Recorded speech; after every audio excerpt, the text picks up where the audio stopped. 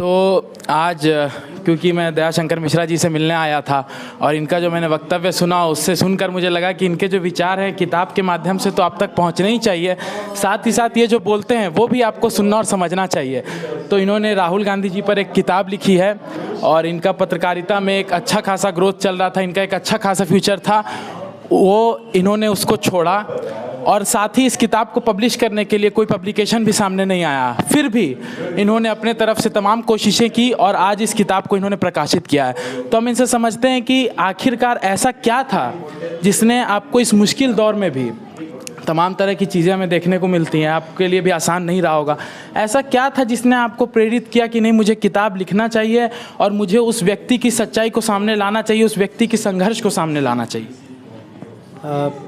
हमें ये समझना ज़रूरी है कि जो लोकतंत्र है वो केवल सत्ता से नहीं चलता है। मतलब जो पार्टी किसी देश में शासन कर रही हो इसका मतलब लोकतंत्र नहीं है। लोकतंत्र का मतलब है विपक्ष की महत्वपूर्ण भूमिका।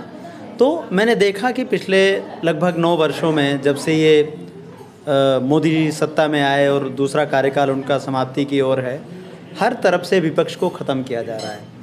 आप देखिए टीवी चैनल का और अखबारों का अगर आप अध्ययन करेंगे तो आप देखेंगे कि उसमें एक ही चीज़ है, सबका नज़रिया सत्तावादी है, केवल सत्ता और number 1। Number 2 event. Modi ji हमेशा किसी न किसी इवेंट की तैयारी में रहते हैं और इवेंट और दिन भर इवेंट। तो सवाल कहाँ गए? हम देखते हैं कि न्यूज़ रूम से सवाल बाहर हो गए हैं। सवाल पूछने का तरीका बदल गया है। अब हम टीवी चैनल, अखबार विपक्ष से सवाल पूछते हैं। देश में कुछ भी समस्या हो तो उसके लिए राहुल गांधी जिम्मेदार है, नंबर 1। नंबर 2 और महत्वपूर्ण बात, राहुल गांधी के खिलाफ कितना प्रोपेगेंडा पिछले 10 वर्षों में किया जा रहा है, उस पर कोई बात नहीं करता है। कोई न्यूज़ रूम बात नहीं करता, कोई अखबार बात नहीं करता, कोई उस पर एडिटोरियल नहीं लिखता और लोग विपक्ष को ही घेरते रहते हैं। ये लोकतंत्र का बुनियादी विचार के विपरीत है।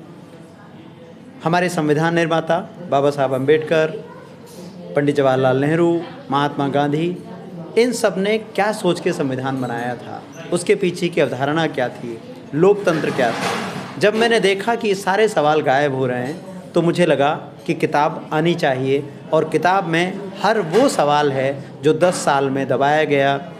जैसे किताब की शुरुआत होती है कैसे अन्ना आंदोलन में तिरंगे की छाया के नीचे देश से छल रचा गया। कैसे छल रचा गया? आप एक एक करके घटनाएं देखिए कि उस आंदोलन में, कथित आंदोलन में कौन कौन लोग थे, उनकी पृष्ठभूमि क्या थी और आगे चल के वो कहाँ गए। बाबा रामदेव एक प्रमुख व्यक्ति, और आप देखें कि वो उनकी आवाज़ पिछले 10 साल में कभी उनकी आवाज़ नहीं निकलती, वो एक गहरी चुप्पी में है, गहरे मौन में है।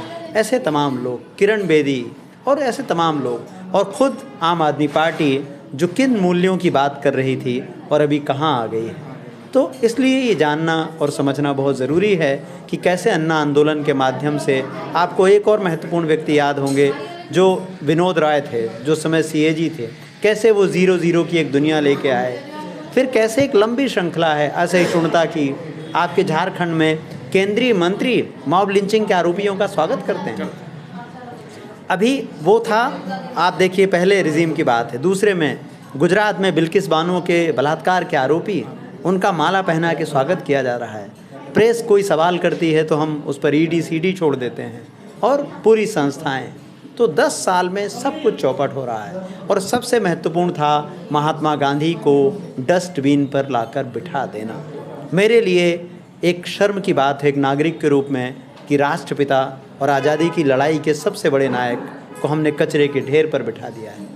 तो मुझे लगता है, आप किताब पढ़ेंगे विस्तार से आगे तो हम लोग इस पर और बात करेंगे, लेकिन ये जानने के लिए कि 10 साल में क्या क्या हुआ है और कौन कौन से सवाल थे जिनको मीडिया ने बिल्कुल नहीं छुआ, ये किताब उसके बारे में विस्तार से बात करती है। साथ ही आज के समय हम देखते हैं कि आपने अपने विचारों को सामने रखा पर लोग हिचकिचाते हैं और काफ़ी, हम छात्रों की बात करें, युवा की बात करें, वो या मीडिया की बात करें, वो एक लय में हैं, वो एक विचारधारा के प्रति समर्पित हो गए हैं, वो जैसे कि सवाल करना उन्होंने बंद कर दिया। तो आप क्या समझते हैं कि युवाओं को या छात्रों को, मैं खुद एक छात्र हूँ, क्या युवाओं को और छात्रों को आजकल जो तमाम मुद्दे हैं, चाहे वो किसी भी विचारधारा से हो, उन मुद्दों पर अपनी राय रखनी चाहिए? और एक लोकतंत्र में अभिव्यक्ति की आज़ादी की क्या महत्व है, क्या इस पर आप क्या कहना चाहेंगे? मेरे ख्याल में किसी भी लोकतंत्र का सबसे बड़ा पैमाना है अभिव्यक्ति की आज़ादी। अगर नागरिकों को बोलने की आज़ादी नहीं है तो कुछ भी आप उनके लिए कर लीजिए, उसका कोई अर्थ नहीं है। ये किताब मुझे लगता है कि हिंदुस्तानियों को उनका जो साहस है, जिसके लिए वो जाने जाते थे, जिसके लिए उन्होंने अंग्रेज़ों की सल्तनत हिला दी अपने नैतिक बल से, और किसी शारीरिक बल से हमने आज़ादी नहीं पाई, हमने बंदूक के दम पर आज़ादी नहीं पाई, हमने नैतिकता के दम पर आज़ादी पाई। तो मेरी इस किताब से मेरी विनम्र कोशिश है कि लोग ये समझें कि आज़ादी कोई ऐसी चीज़ नहीं है जो स्थायी है, कि आप बंद कमरे में आज़ादी को रख दिया और आप जश्न मनाइए कि आप आज़ाद हो गए हैं। आज़ादी में आपको कंट्रीब्यूट करना पड़ेगा, जोड़ना पड़ेगा। तो मेरी किताब एक कोशिश है, एक साहस है कि कैसे उसकी हमें कीमत चुकानी पड़ेगी, और हम सबको लड़ने के लिए तैयार रहना चाहिए। अभिव्यक्ति की आज़ादी बहुत ज़रूरी चीज़ है, बहुत मूल्यवान चीज़ है। तो मैं अभी फ़िलहाल आपसे यही कहना चाहूँगा कि पाठक इस बात को पढ़ें और आज़ादी के लिए थोड़ा थोड़ा कष्ट उठाने के लिए तैयार रहें। हमारे बिना बोले आज़ादी नहीं आएगी। जी बहुत शुक्रिया। और किताब तो हम बिल्कुल पढ़ेंगे, और मैंने आपको पहले भी आग्रह किया, फिर से आग्रह करता हूँ, आप जिस तरह से विचार व्यक्त करते हैं, आप अपनी यूट्यूब चैनल भी शुरू करें और उस पर जो भी आपके विचार हो रहे हैं, जो भी आजकल मुद्दे चल रहे हैं, उन पर आप अपनी विचार उस पर भी रखें।